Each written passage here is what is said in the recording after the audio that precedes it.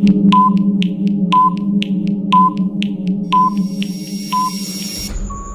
साथियों, स्वागत है आपका एक बार फिर से Kumar Gaurav current affair class notes में। और आप भी अगर आज पहली बार इस चैनल से जुड़े हैं तो सभी लोग एक बार काम करें, सबसे पहले इस चैनल की सारी वीडियो जाकर देखें। आपको यहाँ पर सारी की सारी हेल्पफुल जो मैंने कुमार गौरव सर के वीडियो हैं उन सभी को नोट्स के रूप में आपके सामने प्रोवाइड कराया है।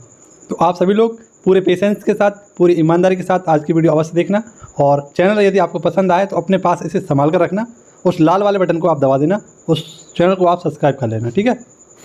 आगे बढ़ते हैं और देखते हैं अगला क्वेश्चन। आज का पहला क्वेश्चन है हमारा विश्व रेबीज दिवस। तो विश्व रेबीज दिवस आप सभी को पता है कब मनाते हैं? 28 सितंबर को मनाते हैं, क्योंकि 28 सितंबर को ही एक वैज्ञानिक थे लुई पास्चर, इनके द्वारा क्या किया गया था मित्रों, जो कुत्ता होता है, कुत्ता या बिल्ली के काटने से क्या हो जाता है आप सभी लोग जानते हैं, रेबीज़ हो जाती है ना। और जब ये रेबीज़ हो जाती है तो उस समय ये काफ़ी ज़्यादा गंभीर रूप धारण कर लेती है, ठीक है। तो इसी को कम करने के लिए प्रतिवर्ष क्या मनाते हैं? विश्व रेबीज़ दिवस मनाते हैं, ठीक है। आप सभी लोग याद रखना, इसकी थीम रखी गई है one health zero death, one health zero death इसकी रखी गई है नाम। और आप सभी लोग याद रखना कि 2007 में ये पहली बार बनाया गया था, लुई पास्चर इनके द्वारा इसकी वैक्सीन का निर्माण किया गया था, ठीक है। अब आप सभी लोग याद रखना, जो रेबीज़ का जनक होता है वो क्या होता है? रैबिडो वायरस होता है। कौन सा होता है? रैबिडो वायरस होता है। और इसमें क्या होता है मित्रों, एक बीमारी हो जाती है जिसका नाम हो जाता है हाइड्रोफीबिया, हाइड्रोफोबिया जिसे कहते हैं। हाइड्रो का मतलब होता है यहाँ पर पानी, और फोबिया का मतलब होता है डर, ठीक है। जिस भी शब्द के अंत में फोबिया लगा होता है उसका मतलब होता है डर लगना। तो यहाँ पर पानी से डर लगने लगता है, और ये सूचक होता है किसका? रेबीज़ का। जिस व्यक्ति को बहुत ही गंभीर रूप से रेबीज़ हो जाती है उसको ये हाइड्रोफीबिया होता है, ठीक है। लेकिन अब इसकी वैक्सीन बन चुकी है तो ये काफ़ी इतना ख़तरनाक नहीं है। पेट में 10-12 इंजेक्शन लगते हैं, पहले लगते थे, और अब तो 1-2 इंजेक्शन लगकर ही काम हो जाता है, ठीक है। तो आपको ये देख लेना। और बहुत इंपॉर्टेंट क्वेश्चन है, आपसे पूछा जा सकता है। अगर मैं बात करूं कि रेबीज़ मुक्त आपका पहला राज्य कौन सा हो चुका है, तो ये हो चुका है आपका गोवा। और टीबी उन्मूलन का लक्ष्य कितना रखा गया है? तो ये है 2025 का। विश्व कैंसर दिवस कब मनाते हैं? 4 फरवरी को। विश्व ब्रेल लिपि दिवस कब मनाते हैं? 4 जनवरी को, ठीक है। वहीं पर एक और बीमारी है आपकी मलेरिया, तो मलेरिया दिवस कब मनाते हैं? यहाँ पर लिखना भूल गया हूँ, तो आप सभी लोग नोट डाउन कर लें। 24 अप्रैल को हम क्या मनाते हैं? आप सभी लोग याद रखना, मलेरिया दिवस मनाते हैं, ठीक है। बहुत इंपॉर्टेंट क्वेश्चन आपके लिए, और कहीं ना कहीं आपसे एक ना एक क्वेश्चन आपसे पूछा जाएगा। चलिए क्वेश्चन नंबर 2 देखते हैं। बहुत इंपॉर्टेंट और ललन टॉप क्वेश्चनों की श्रृंखला इसमें भी आपके लिए बरकरार है। कुछ क्वेश्चन मैं आपको बोलकर बताऊंगा, आप सभी लोग उन्हें अगर नोट डाउन कर रहे हो तो नोट डाउन कर लेना, क्योंकि आपके पास इतना समय तो है नहीं कि आप किसी भी चीज़ को नोट डाउन कर पाएँ, ठीक है। तो मैं ही आपके लिए नोट डाउन कर देता हूँ। तो आप सभी लोग इसकी PDF के लिए हमारा टेलीग्राम चैनल या आप व्हाट्सएप ग्रुप को ज्वाइन कर सकते हैं, ठीक है। चलिए आगे देखते हैं। क्वेश्चन नंबर 2 क्या कहता है? टाटा स्टील ने कहाँ पहला कदमा जैव, कैसा मित्रों, कदमा जैव विविधता पार्क खोला है? तो काफ़ी अच्छी बात है। और टाटा स्टील जो कि बिल्कुल इंडस्ट्रियल एरिया है, कहाँ का मित्रों? जमशेदपुर का। इसी को हरा भरा करने के लिए यहाँ पर क्या खोला जाएगा? पहला जैव विविधता केंद्र खोला जाएगा या पार्क खोला जाएगा। ये पूरा कैसा? ग्रीन जोन होगा, और ग्रीन जोन को बढ़ावा देगा, जिसमें योगा सेंटर होगा आपका, पक्षी के लिए विशेष स्थान होगा, तालाब होंगे, नदियाँ होंगी, यानी छोटी छोटी चीज़ें, सारी चीज़ें होंगी जो किसको? ग्रीन एनर्जी, माफ़ करना, ग्रीन यानी हरे भरे क्षेत्र को बढ़ावा देती हैं। ऐसी चीज़ों को यहाँ पर विकसित किया जाएगा। आप सभी लोग याद रखना, टाटा स्टील, इसको हम क्या कहते हैं? टिस्को के नाम से जानते हैं। इसकी स्थापना कहाँ पर हुई थी? सक्ची में। तब सक्ची कहाँ पड़ता था? आपका जमशेदपुर में। इसी सक्ची का नया नाम क्या है? जमशेदपुर है, ठीक है। जो यहाँ के संस्थापक थे जमशेदजी टाटा, उन्हीं के नाम पर रख दिया गया है। 1907 में इसकी स्थापना की गई थी। और जमशेदपुर आपका किस नदी के किनारे बसा हुआ है? तो ये स्वर्ण रेखा नदी के किनारे बसा हुआ है। चलिए अब देखते हैं ललन टॉप क्वेश्चन आपके लिए क्या है। एयर इंडिया, तो इसकी स्थापना 1932 में हुई थी, और हाल ही में इसका टाटा में विलय कर दिया गया है। अब देखिए जैव विविधता की बात आई है, तो बहुत सारे फैक्ट मैं आपको जैव विविधता से बताने वाला हूँ, गौर से सुनिएगा। जैव विविधता अगर हम बात करें, पश्चिमी घाट पर सबसे ज़्यादा पाई जाती है। हमारे भारत में पश्चिमी घाट में सबसे ज़्यादा जैव विविधता पाई जाती है, और ये पश्चिमी घाट आपका जैव विविधता हॉटस्पॉट भी घोषित किया गया है। इसके लिए एक समिति बनाई गई थी, गॉडगिल समिति, ठीक है। बहुत इंपॉर्टेंट है, गॉडगिल समिति आपसे पूछा जाएगा कि किससे इसका संबंध है, तो पश्चिमी घाट से संबंधित है। जैव विविधता बात करें तो इसका दिवस मनाते हैं प्रत्येक 22 मई को, ठीक है। और विश्व की सबसे बड़े जो हमारी जैव विविधता पाई जाती है वो कहाँ पाई जाती है? आपकी अमेज़न वर्षावन में। ये अमेज़न वर्षावन आपके कहाँ पड़ते हैं? तो ये पड़ते हैं आपके ब्राज़ील में। ब्राज़ील आपका कहाँ पड़ता है? तो ये पड़ता है आपका साउथ अमेरिका में। साउथ अमेरिका का सबसे बड़ा देश है ये आपका ब्राज़ील। यहीं पर अमेज़न नदी बहती है, और इसी अमेज़न नदी के जो अफवाह तंत्र है इसी में आपके अमेजोन वर्तमान पाए जाते हैं, जहाँ पर विश्व की 20% से ज़्यादा आपकी जैव विविधता पाई जाती है। ठीक है, और यहीं पर क्या है, आपके पृथ्वी के फेफड़े इतने ज़्यादा जंगल हैं कि यहाँ से भी 20% से ज़्यादा यहाँ की ऑक्सीजन पूरी पृथ्वी की उत्सर्जित होती है। तो इसे यहाँ का क्या कहा जाता है, जैव विविधता का विश्व का सबसे बड़ा स्पॉट कहा जाता है। ठीक है, याद रहेगा, एक बहुत इंपॉर्टेंट क्वेश्चन आपके लिए। तो आज की क्लास आपके लिए स्पेशल इसलिए है क्योंकि आज मैं आपको हमारी जो लीजेंड थी उनका नाम था लता मंगेशकर जी, इनके बारे में सारी की सारी दोबारा से आपको रिवीजन कराने वाला हूँ। तो आप सभी लोग उनके बारे में जितने भी मैंने महत्वपूर्ण बिंदु कराए थे भूल चुके होंगे, तो 5 मिनट का आज हम रिवीजन लगाएंगे। ठीक है, जिससे कि हमारा जो पैट एग्जाम आए और उसमें 1-2 क्वेश्चन अगर फंसे भी तो बाहर ना जाएँ। ठीक है, इसीलिए आज हम दोबारा उसका रिवीजन करेंगे। और भी बहुत सारी लिस्ट हैं, पूरी वीडियो अंत तक देखते रहना आप, और आपको बताइए कुछ ना कुछ स्पेशल आपके लिए हमेशा रहता है। तो क्वेश्चन नंबर 3 है आपका, ऑपरेशन सदर्न रेडीनेस अभ्यास में भागीदारी ली है। तो हाल ही में इसका आयोजन किया गया है सेशल्स में। ये सेशल्स कहाँ है, सबसे पहले ये जान लीजिए। इसकी राजधानी विक्टोरिया। जैसे मान लीजिए अपना भारत है और इसी के नीचे आपका एक महाद्वीप है जिसका नाम क्या है, अफ्रीका महाद्वीप। यहीं पर है एक आपका मेडागास्कर, और मेडागास्कर के ऊपर छोटे छोटे द्वीप हैं, ये सेशल्स के द्वीप हैं। ठीक है, और सेशल्स की राजधानी क्या है, तो आपकी विक्टोरिया है। तो यहीं पर ऑपरेशन सदर्न रेडिनेस अभ्यास को हाल ही में आयोजित किया गया है। और भारत की तरफ से यहाँ पर किसने भाग लिया है, तो INS सुनयनान है। किसने लिया है, INS सुनयनान ने यहाँ पर भाग लिया है। INS सुनयनान का निर्माण हुआ था गोवा शिपयार्ड लिमिटेड के द्वारा। ठीक है, याद रहेगा। और ये संयुक्त समुद्री बल है, इसमें 34 देश से भाग लेंगे। ठीक है, ये 34 देखो एक समूह है जिसका नाम है संयुक्त समुद्री बल, इसके द्वारा इसका आयोजन किया जा रहा है। अब INS की बात आई है तो कुछ इंपॉर्टेंट INS जो काफ़ी चर्चा में रहते हैं आपके, इनके बारे में जान लीजिए। INS सतपुड़ा। ठीक है, तो रिम्पैक्स एक युद्धाभ्यास हुआ था ऑस्ट्रेलिया में, माफ़ करना, हवाई द्वीप पर। यहाँ पर इसमें क्या हुआ था, इसने भाग लिया था। INS तरकस रियो में हाल ही में इसने क्या फहराया था, झंडा फहराया था 15 अगस्त पर। INS तारागिरी एक छोटा स्टील स्रोत एक आपका युद्धाभ्यास, एक आपका युद्धपोत है। INS विक्रांत ये हमारा विमान वाहक पोत है। ठीक है, और INS अजय इसका हाल ही में डीकमीशन किया गया था। INS बलसुरा, क्या सुरा, बलसुरा, तो इसे हाल ही में प्रेसिडेंट कॉलर अवार्ड से सम्मानित किया गया था। ठीक है, तो ये सारे पॉइंट आप सभी लोग याद रखना, काफ़ी इंपॉर्टेंट है। चलिए क्वेश्चन नंबर 4 आ चुका है हमारा, जिसका हम रिवीजन लगाने वाले हैं। ठीक है, और आपको लता मंगेशकर का पुनः संपूर्ण रिवीजन में कराने वाला हूँ। बहुत ही इंपॉर्टेंट लिस्ट मैंने आपके लिए बनाई थी 6 फरवरी को, जब इनका निधन हुआ था, और इसको मैंने आपको बहुत बेहतरीन तरीके से उस वक्त पढ़ाया था, एक पॉइंट भी याद कराया था। तो उसी के चलते आज मैं पुनः से आपका एक बार पुनः रिव्यू कराने वाला हूँ। लता मंगेशकर ये चर्चा में क्यों बनी हुई है, तो लता मंगेशकर चौक का उद्घाटन किया गया है हाल ही में, कहाँ पर, अयोध्या में। यह अयोध्या आपका कहाँ पड़ता है, ये पड़ता है आपका यूपी में। ये जो लता मंगेशकर चौक है, इसका ये नया नाम है, जबकि इसका पुराना नाम था न्याय चौक। न्याय चौक का ही नाम बदल कर रख दिया है, क्या, लता मंगेशकर चौक। तो इनकी 93वीं जयंती पर ये मोदी जी ने क्या किया है, यहाँ पर इस नया चौक का नाम रखा है, और इसके साथ साथ एक बहुत बड़ी वीणा वाद्य यंत्र जो होता है हमारा, इसकी प्रतिमा भी स्थापित की है। ठीक है, ये पॉइंट हमारा करंट अफेयर का था। तो इस प्रकार से हमने 8 फरवरी की क्लास में इनको किया था, क्योंकि आप सभी को बताया इनका जो निधन हुआ था वो 6 फरवरी को हुआ था। और देखिए मित्रों, ये प्रसिद्धि किस लिए है इनकी, तो विश्व विख्यात एक क्या है, ये आपकी गायिका हैं। इनका अन्य नाम था स्वर कोकिला। इनका जन्म मैंने बताया, इनकी 93वीं जयंती बनाई गई है, और इसी के उपलक्ष्य में ये आपका इनके नाम पर चौक का नाम रखा गया है। तो जन्म कब हुआ था इनका, 28 सितंबर 1929 को। इनकी मृत्यु कब हुई थी, 6 फरवरी 2022 को।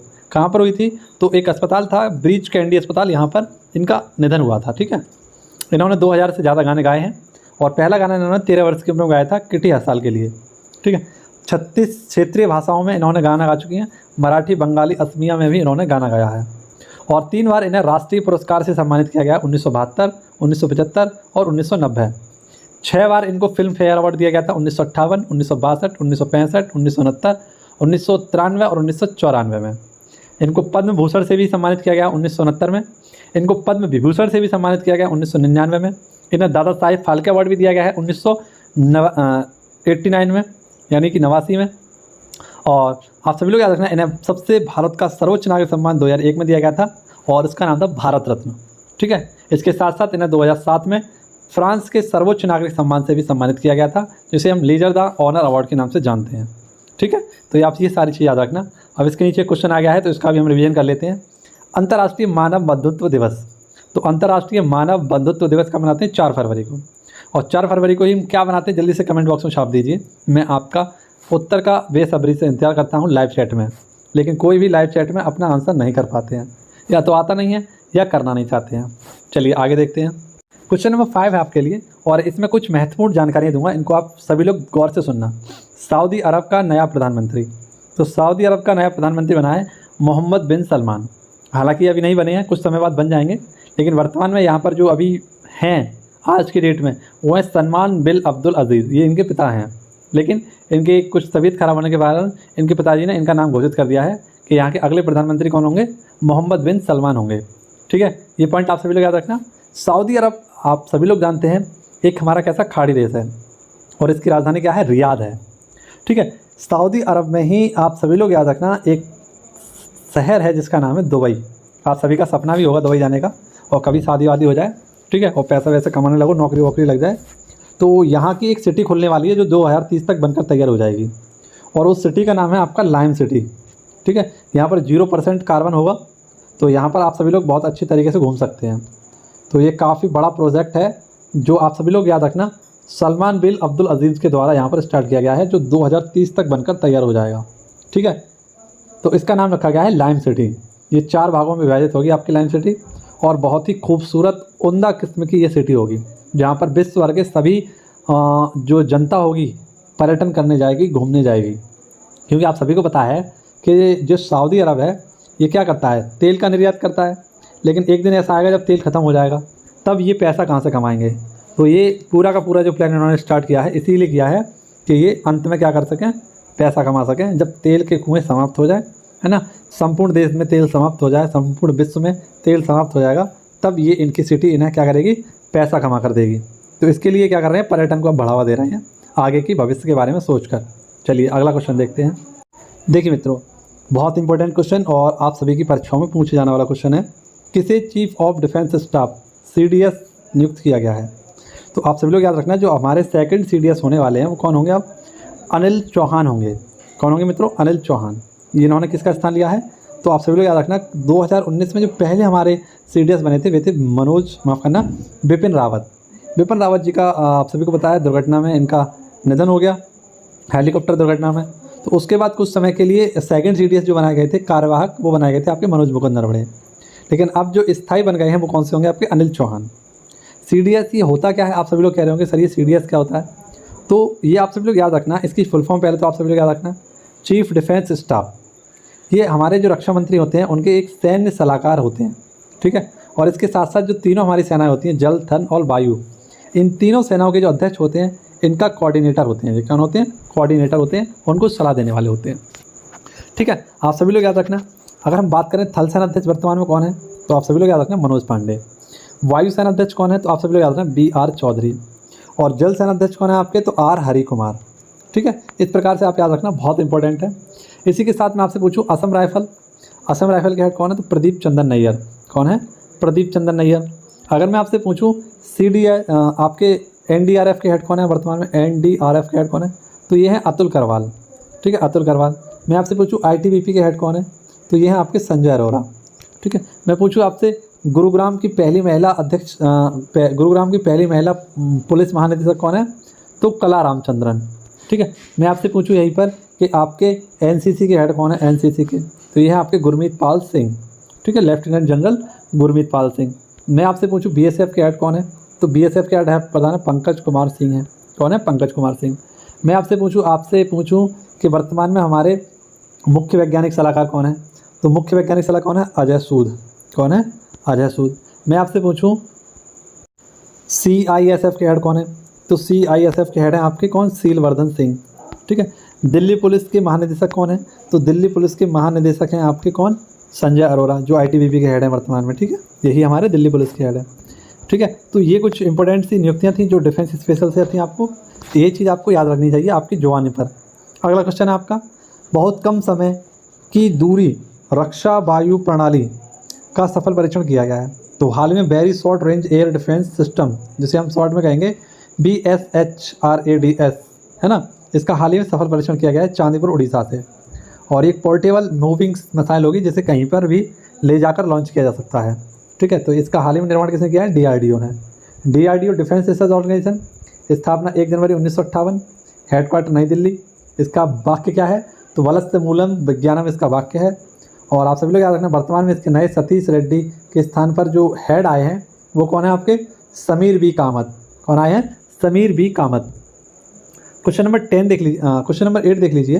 कौन सा राज्य जनजातियों का विश्वकोश जारी करने वाला पहला राज्य बना है? तो ये विश्वकोश क्या होता है सबसे पहले ये जान लीजिए। इंसाइक्लोपीडिया ऑफ ट्राइब्स ये होता है, और ये हाल ही में किसने जारी किया है? उड़ीसा सरकार ने, और वो भी किसके द्वारा? यहाँ के मुख्यमंत्री जी के द्वारा। अब कुछ जनजातियाँ हैं, उनकी एक लिस्ट बनाई है, उसको देखिए आप सभी लोग।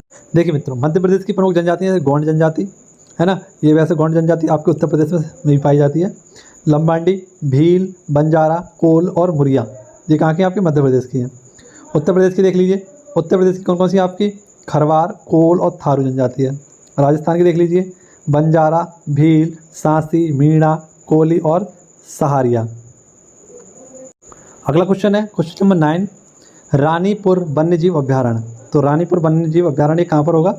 तो ये हाल ही में आपका सब लोग याद रखना, रानीपुर जो वन्यजीव अभ्यारण्य है ये उत्तर प्रदेश में है, और उत्तर प्रदेश में भी कहाँ पर है? आपका बुंदेलखंड क्षेत्र में है। ये जो वन्यजीव अभ्यारण्य होगा, अब इसको रिजर्व कर लिया गया है किसके लिए? टाइगर रिजर्व के लिए अधिसूचित कर लिया गया है, यानी नॉमिनेट कर दिया गया है। ठीक है, तो याद रखना रानीपुर कहाँ पर? आपका बुंदेलखंड में। ऐसे याद रखना कि विश्व बाघ दिवस कब मनाते हैं? तो 29 जुलाई को। 52वां टाइगर रिजर्व कौन सा? हमारा रामगढ़ विसदारी, जो कहाँ पर? बूंदी राजस्थान में पड़ता है। और 53वां टाइगर रिजर्व कौन सा? हमारा गुरु घासीदास, जो कि छत्तीसगढ़ में पड़ता है। टाइगर प्रोजेक्ट कब आया था? 1973 में। और टाइगर स्टेट कौन सा है? हमारा मध्य प्रदेश। यहाँ पर टाइगरों की संख्या कितनी है? 526। ठीक है, ये सभी लोग याद रखना, बहुत इंपॉर्टेंट क्वेश्चन है। अगला क्वेश्चन आपके लिए, इटली की नई प्रधानमंत्री। तो इटली की नई प्रधानमंत्री बनी है आपकी जॉर्जिया मेलोनी। ये यहाँ की पहली महिला प्रधानमंत्री होंगी, और किस पार्टी से हैं? तो ब्रदर्स ऑफ इटली पार्टी से हैं। बात करें इटली की, तो इटली की राजधानी क्या है? रोम, और ये टाइबर नदी किनारे है। यहाँ के दो फेमस ज्वालामुखी एटना और वेसुवियस। FAO का मुख्यालय कहाँ पर है? आपका रोम में। कुछ महिला प्रधानमंत्री के नाम है, देख लीजिए। जैसे हंगरी की हाल ही में नई महिला प्रधानमंत्री बनी थी कैटलिन नोवाक। और ब्रिटेन की नई प्रधानमंत्री कौन बनी है? Liz Truss. न्यूजीलैंड की जेंस गार्डन है। एस्टोनिया की पहली महिला काजा क्लास है। बारबाडोस की मिया मोंटली है। नेपाल की राष्ट्रपति कौन है? विद्या देवी भंडारी। और बांग्लादेश की है शेख हसीना जुल्फा वाली। ठीक है, तो इस प्रकार से याद रखना। चलिए, आज का क्वेश्चन आपके लिए पूछा गया है, ब्रिटेन के नए सम्राट कौन बने हैं? चार्ल्स प्रथम, चार्ल्स सेकंड, चार्ल्स थर्ड या चार्ल्स फोर्थ? बहुत ही कंफ्यूजिंग क्वेश्चन, और देखते हैं कि कौन इसका आंसर दे पाता है। 2 दिन से तो इस क्वेश्चन को मैंने पूछा है, लेकिन किसी का आंसर नहीं आता है। लेकिन देखते हैं आज किसका आंसर आता है। आंसर आएगा उसका कमेंट मैं कल की क्लास में आपको दिखाऊंगा। तो बताना आज की क्लास कैसी लगी आप सभी को। ठीक है, और हो सके तो आप सभी लोग कमेंट वगैरह करते रहा करें, जिससे कि मैं आपके लिए डेली वीडियो बना सकूं। कमेंट आप करते नहीं हैं, सब्सक्राइब कर नहीं रहे हैं, पता नहीं क्या कर रहे हैं। पढ़ाई कर भी रहे हैं, नहीं कर रहे हैं। चलिए, मिलना होगा आपसे अगली वीडियो में। धन्यवाद। जय हिंद, जय भारत।